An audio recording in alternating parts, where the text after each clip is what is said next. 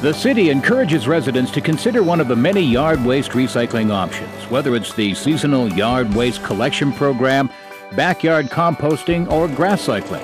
With the automated yard waste collection program, disposing of yard waste is easy, clean, and green.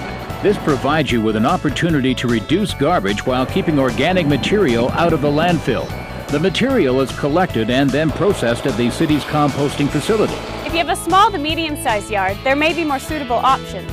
Grass cycling is simply mulching when you mow, leaving clippings on the lawn. The clippings quickly decompose, returning valuable nutrients to the soil. Composting is nature's way of recycling. Adding finished compost improves soil health while reducing food and yard waste going to the landfill. You can also reduce the time, cost, and environmental impacts of yard care by minimizing your lawn area.